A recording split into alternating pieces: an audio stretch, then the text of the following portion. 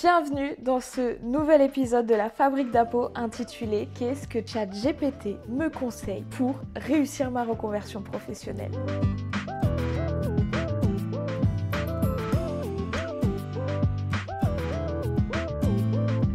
Ça fait déjà un petit moment que vous avez vu le premier épisode et vous l'avez surtout très bien accueilli, donc merci. J'ai notamment reçu comme commentaire ceci. Et je me suis dit, moi qui ai déjà l'utilité de ChatGPT au quotidien pour les vidéos, pour toute autre démarche administrative et compréhension de la vie, je me suis dit mais pourquoi pas? Venez on fait ça, venez on demande à ChatGPT qu'est-ce que je dois faire et on voit si j'ai déjà commencé, bien achevé la démarche ou pas. Donc aujourd'hui, dans l'épisode 2 de la Fabrique d'Apo, on va se retrouver pour faire un point sur mes avancées sur tout le mois de février, puisque là on est quand même sur un mois de mars bien débuté, et on va checker ensemble qu'est-ce qui me reste à faire, où est-ce que j'en suis et quelles sont mes idées, comment est-ce que mes réflexions ont évolué au fil des dernières semaines. C'est d'ailleurs sur le mois qui vient de s'écouler que j'ai l'impression d'avoir le plus avancé dans mes réflexions et dans la diminution de ma to-do list, on va pas se mentir. En gros, dans cette vidéo, on va aborder mes peurs, mon matériel, mes avancées administratives, mon image en ligne et bon, tout le reste vous allez le voir donc je vais pas vous spoiler. Chapitre 1, la légitimité et la bande démo.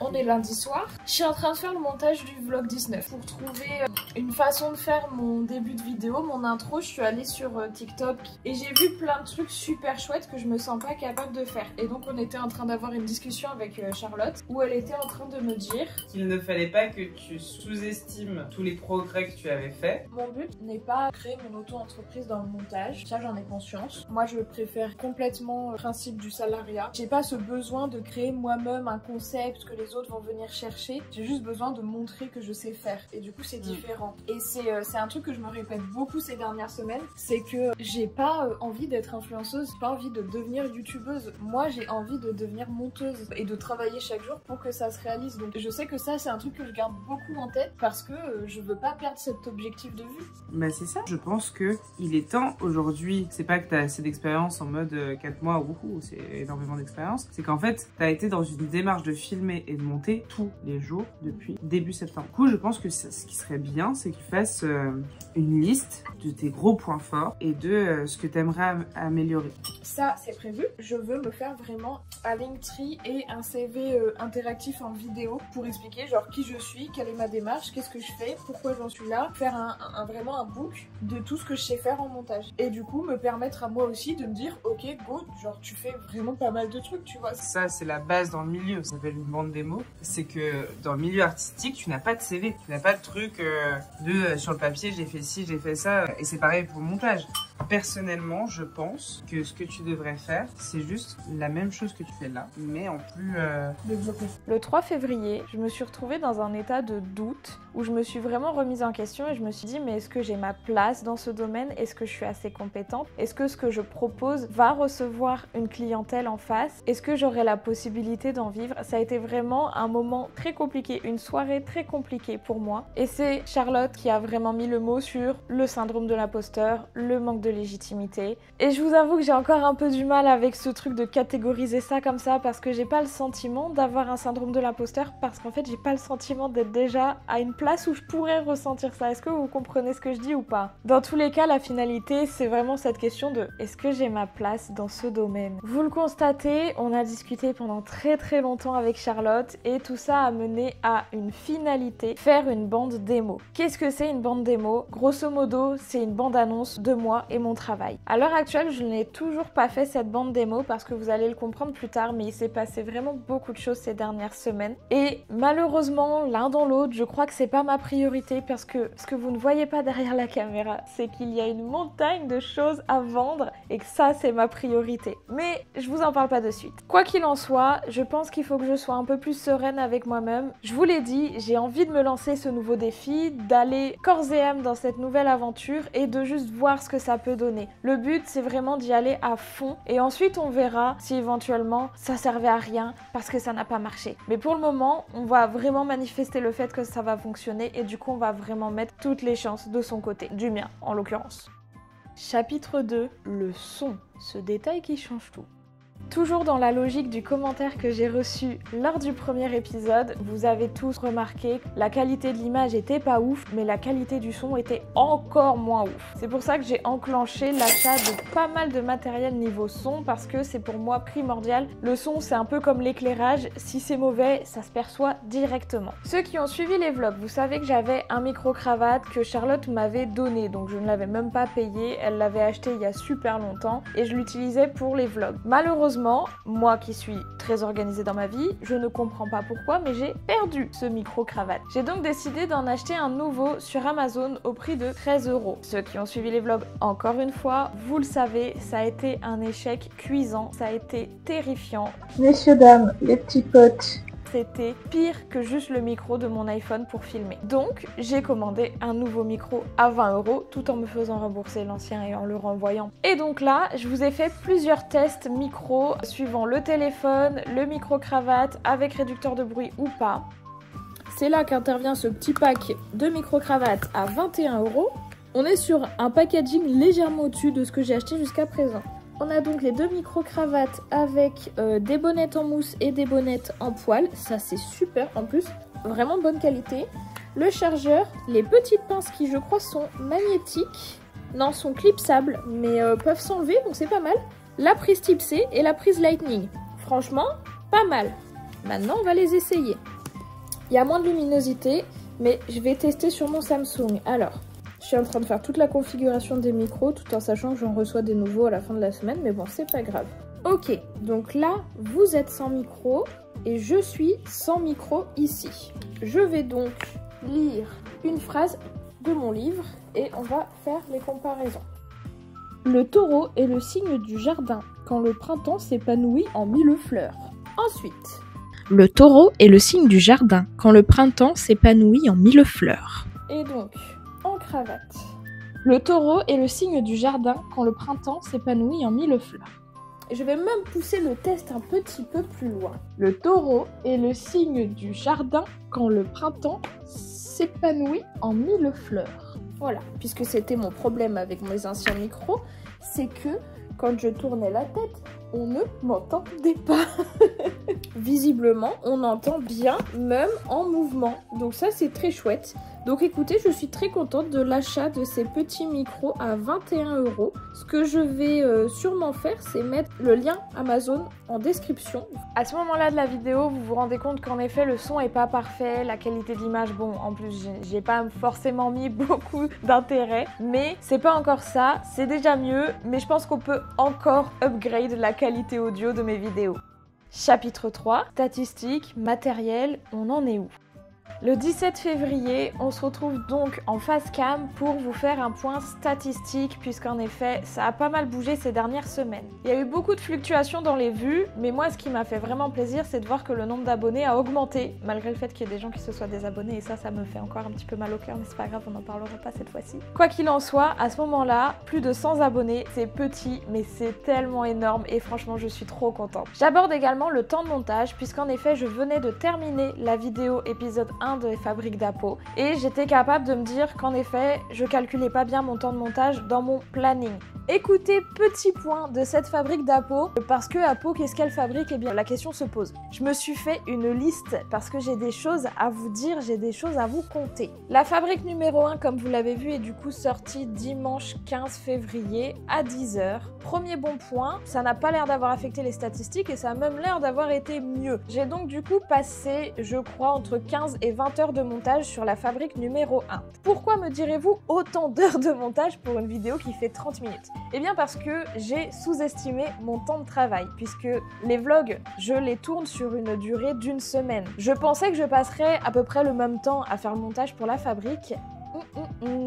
Je me suis fourvoyée, puisqu'en fait j'ai filmé pendant pratiquement un mois, donc forcément le temps de montage était doublé, triplé, quadruplé. Du coup je me suis fait prendre par le temps, littéralement. Donc je l'ai monté entre vendredi et samedi, donc 14 et 15 février. Voyant que je ne pouvais pas la publier à l'heure, je me suis pas pressée à faire quelque chose qui ne correspondait pas, ou en tout cas qui ne me plaisait pas. J'ai vraiment pris le temps de monter comme je le souhaitais. La vidéo a une bonne répercussion, donc je suis contente. Moi je suis suis très contente de la vidéo en tant que telle. Maintenant, c'est vrai qu'il y a beaucoup de choses qui me sont passées par la tête pendant le montage parce que je me suis dit, ok, en fait, genre là, actuellement, t'es sur certains points, sur certaines réflexions au même stade qu'il y a un mois et demi, quand tu as fait les premiers plans de cet épisode 1 de la fabrique d'Apo. C'est un peu dommage de ne pas avoir upgrade la pensée et les réflexions sur certains sujets. Donc je me suis fait une liste de ce qu'il fallait vraiment que je fasse, notamment tout ce qui est faire le Linktree, le portfolio, m'améliorer en storytelling et choper des nouvelles skills en montage. Soit c'est à moitié fait, soit c'est pas fait du tout. Donc ça, c'est vraiment ce mois-ci, je me mets à fond dessus. Il y a eu des changements dans mes statistiques YouTube que je n'arrive pas à expliquer. Autant dans le premier épisode, je vous expliquais que voilà, après les vacances de Noël, j'ai eu une augmentation mais fulgurante et phénoménale de mes vues et de mes abonnements. Là, le mois de janvier qui vient de s'écouler, c'est clairement l'inverse. Et au 17 février, je peux vous dire que je suis plus que dubitative. J'estime que mon travail s'améliore, donc je ne mettrai pas en cause ça. Par contre, il est vrai que l'algorithme, du coup, je n'y pige rien. Sur mes vlogs d'avant Noël, on est sur une centaine de vues dans la première, voire les 2 premières semaines. Petit ovni dans la famille, le vlog numéro 13 a fait 594 vues aujourd'hui. Mais au début janvier, on était entre 350 et 400 vues. Donc c'est celui qui a le plus explosé. Honnêtement, je l'explique pas. À partir du vlog 15, il y a des baisses dans les vues. Par contre, il y a plus de j'aime, moins de commentaires. Donc vous voyez, ça n'a vraiment aucune incidence. En tout cas, je n'en décèle aucune. Et là, pour vous faire un comparatif, en 2 semaines et demie, 61 vues pour le vlog 18. En 48 heures, 52 vues pour la fabrique d'Apo numéro 1. Je peux pas expliquer pourquoi. Et c'est un point que j'aimerais approfondir, éclaircir, c'est comprendre un petit peu mieux comment fonctionnent les statistiques YouTube pour pouvoir m'en servir à bon escient. Ensuite, un autre point que j'aurais souhaité aborder. Qu'en est-il de ce déménagement? J'aurais voulu, en ce lundi 17 février, vous faire un point sur nos projets déménagement avec Charlotte, bien plus clair et précis que ce que je m'apprête à vous expliquer. Il est question d'aller passer quelques temps, 1 ou 2 mois, chez mes parents dans le sud-ouest, le temps de mettre au clair nos projets respectifs. C'est-à-dire organiser les interviews à venir, les déplacements et voyages que cela va comporter, et ensuite il se passera bien des choses que je ne vous dévoile pas de suite puisque, encore une fois, faites tes plans en silence, la réussite se chargera du bruit. Donc je garde ça pour moi, enfin, on garde ça pour nous. Mais voilà, je vous ai dit l'information principale, c'est que normalement, si tout va bien, on est amené à déménager dans le sud-ouest. Pour terminer, je souhaiterais revenir avec vous sur cette vidéo. Et je suis vraiment en train d'hésiter avec la Osmo Action 5 ou la GoPro Hero 13 Content Creation Edition, je crois que c'est comme ça. En vrai, vous avez les 2 modèles ici. Voilà, comme vous pouvez le constater, on a fini la fabrique numéro 1 sur il me faudrait en priorité des micros et un ordinateur. Les micros sont achetés, j'ai tenu ma parole. Il faut dire que quand même j'ai fait une belle affaire. Je vous présente donc les micros DJI, c'est les Mic Mini. J'ai pris les 2 avec le transmetteur qui est actuellement sur mon téléphone puisque je filme avec mon téléphone et non pas avec cet objet de pure technologie que j'ai également acheté. C'est un pur investissement, je rentabilise l'argent que je n'ai pas encore touché grâce au réseau, mais ça ce n'est qu'un détail. Dans tous les cas, tout comme ce que je disais dans la fabrique numéro 1, c'est-à-dire que même si demain tout s'arrête, il n'y a plus de YouTube et montage vidéo, ça sera de l'utilisation personnelle. Maintenant, c'est sûr que si on peut rentabiliser ça d'un point de vue professionnel, j'ai tout gagné. J'ai vraiment l'impression d'avoir un Oscar dans la main et je me sens très fière de ça. Donc voilà, ça c'est la bête avec les micros. Il y a du coup 2 micros, la caméra, le trépied qui sert aussi de poignée de rechargement. Dans la fabrique numéro 1, on s'était du coup quitté sur est-ce que je prends la GoPro ou la Osmo Action 5 Pro. Vous avez la réponse ici. D'un point de vue colorimétrie, stockage, durée de la batterie en temps d'enregistrement, elle était gagnante celle-ci. J'ai du coup profité de la période des soldes pour acheter le combo complet. J'ai fait un paiement en 4 fois. En vrai, c'est pas si excessif que ça en termes de prix, c'est vraiment rien dans le domaine de l'audiovisuel.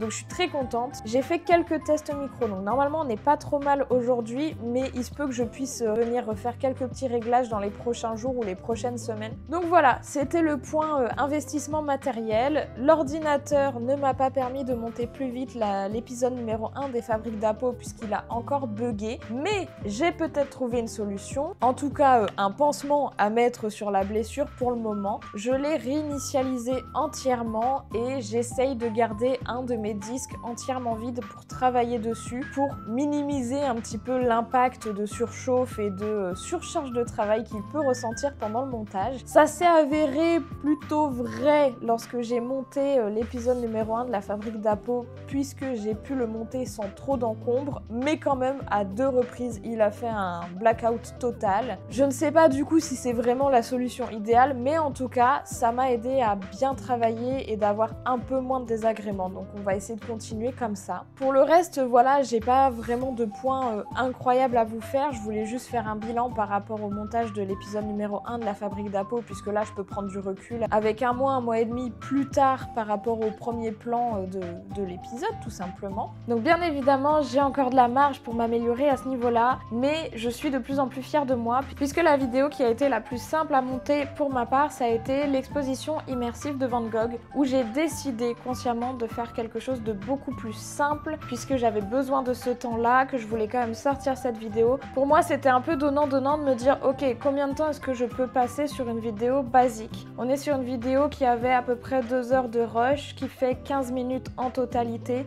Le montage est simple, clair et efficace. La seule chose, c'est la qualité du son qui aurait pu être aménagée, donc là j'ai passé un petit peu plus de temps. Mais cette vidéo a été montée en 2h30. Et pour le coup, je trouve que c'est un très bon ratio parce que c'est nettement mieux que de ce que je faisais avant et je pense que je peux quand même encore m'améliorer. Chapitre 4, mon identité en ligne prend forme. Le 18 février, j'ai vraiment décidé de me prendre en main à 100%. J'ai demandé à ChatGPT qu'est-ce qu'il me fallait pour professionnaliser mon image en ligne de monteuse vidéo. Je me suis mise sur l'ordi pour travailler, pour faire plein de choses et d'autres. Premièrement, j'ai modifié le logo et la bannière YouTube. Donc ça, je suis contente, c'est plus raccord avec l'intro qui changera sûrement de temps à autre comme j'aime bien le faire, mais pour le moment, elle me convient bien. Ensuite, je me suis créé un Linktree, donc désormais dans ma bio et dans la description, vous avez un petit lien avec tous mes réseaux. Et je trouve ça trop cool, c'est à mon image, j'ai hâte de le remplir de plein d'autres liens. On est donc dans cette continuité. ChatGPT m'explique que l'identité en ligne c'est primordial, que c'est mine de rien ma vitrine et qu'il faut que ce soit aussi propre que ce que je veux proposer aux clients. Au détour d'un test de ma nouvelle caméra, j'ai donc décidé de me créer un Linktree, de me renseigner sur la possibilité d'un portfolio en ligne, ce qui fait que pour moi cette journée ça a été un top de proactivité. Et la semaine qui en a suivi, je vais pas vous mentir, ça m'a fait très bizarre de me faire cette réflexion, mais j'ai bossé 35 heures depuis chez moi, derrière mon ordinateur, pour un projet qui me tient à cœur. Donc ça avance et j'apprends tellement en chemin. Chapitre 5, nouveau départ et premières opportunités.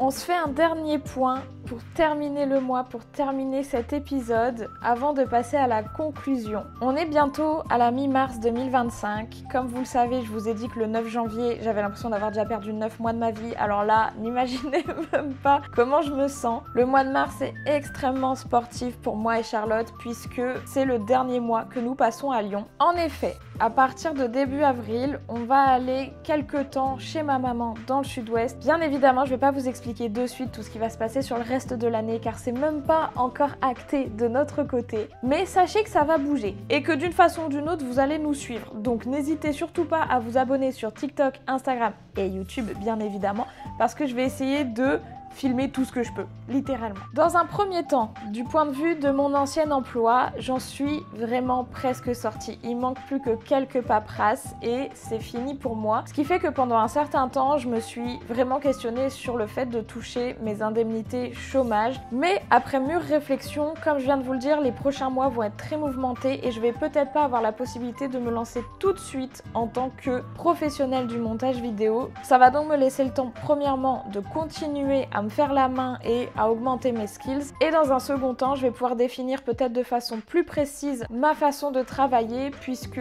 dans les prochains mois, les interviews d'artistes et d'artisans devraient être beaucoup plus nombreuses. Donc je pense après coup quand même demander à bénéficier de mes allocations chômage pour pouvoir continuer à lancer mais sereinement et sans précipitation mon projet. On en vient au point interview. Nous avons 2 interviews avec Charlotte qui sont programmées pour les 2 prochaines semaines. Non, même pas, pour la semaine prochaine. Je suis très contente. On a fait ça super sérieusement. Charlotte m'a fait vraiment une charte des plans à faire sur le lieu de tournage avec une temporalité et un timing, ce qui fait qu'aujourd'hui je peux définir très précisément ce que les clients peuvent attendre d'une formule interview. C'est d'ailleurs pas encore tout à fait actif, j'ai créé un compte Fiverr qui est en cours d'élaboration, mais les formules interview seront dans ce compte Fiverr pour que les gens puissent avoir un aperçu de ce que ça donne. Le compte Fiverr est bien sûr dans mon Linktree, dans ma bio, dans ma description, donc n'hésitez pas à aller jeter un coup d'œil si ça vous intéresse. Globalement, vous aurez peut-être pas le même regard que moi, mais j'ai l'impression qu'en un mois et demi, j'ai à la fois beaucoup avancé dans mon mindset, puisque du coup l'organisation des mois à venir est beaucoup plus claire maintenant qu'elle ne l'était au début janvier. Je sais de façon un peu plus sereine où je vais, quand je vais et avec qui je vais, mais c'est vrai que j'ai encore beaucoup de mal à me dire que j'ai évolué, que j'ai continué ma démarche de réflexion. J'ai l'impression d'avoir fait un peu du surplace parce que j'ai pu sortir moins de vidéos ces dernières semaines, vous l'avez peut-être remarqué, mais il y a eu des semaines sans vidéo parce que l'organisation d'un déménagement ça demande beaucoup d'énergie, la rupture de tous les contrats d'abonnement, voire toutes les personnes que l'on doit voir avant de quitter la ville, ce qui fait que j'ai manqué de temps et sûrement d'organisation. Donc ces dernières semaines ont été vraiment des montagnes russes en termes de proactivité, j'ai pris du temps pour moi, ça m'a fait beaucoup de bien, j'ai avancé énormément dans la structure de mon projet professionnel, mais en même temps ça ne se ressent pas tant dans mes productions puisque je n'en ai pas fait autant que j'aurais espéré. Avant de passer à la conclusion, j'aimerais faire un dernier point. Oui, je sais que j'ai évolué, je m'en rends compte et je suis très fière de moi. J'ai aussi investi dans du matériel, donc je vois bien que c'est une ascendance continue et globale entre mes compétences et le matériel que j'utilise. Maintenant, toute cette vidéo a été faite grâce et avec l'aide de ChatGPT, mais je vais pas vous mentir, ce qu'il me faut maintenant, c'est ses compétences en storytelling. Conclusion. Quelle est la prochaine étape? ChatGPT m'a donné une idée très précise de ce qui doit se passer après, mais j'aimerais savoir vous, quelle est votre idée à ce sujet? Dites-moi en commentaire, qu'est-ce qui vous intéresse le plus dans cette aventure? Quelles sont les questions que vous vous posez et que du coup vous voulez me poser à moi? Quel type de contenu vous serait utile dans cette démarche de vous montrer quelles sont les étapes par lesquelles je passe? Et si ça vous tente, si vous jouez le jeu en commentaire, le prochain épisode, on pourrait vraiment axer ça sur la réponse à vos questions et ça me ferait super plaisir de centrer du coup toute ma vidéo sur ce que vous avez vraiment envie de voir. Merci d'avoir suivi cet épisode numéro 2 de la Fabrique d'Apo. On se retrouve très vite pour la suite et en attendant, nouvelle vidéo la semaine prochaine. Bisous!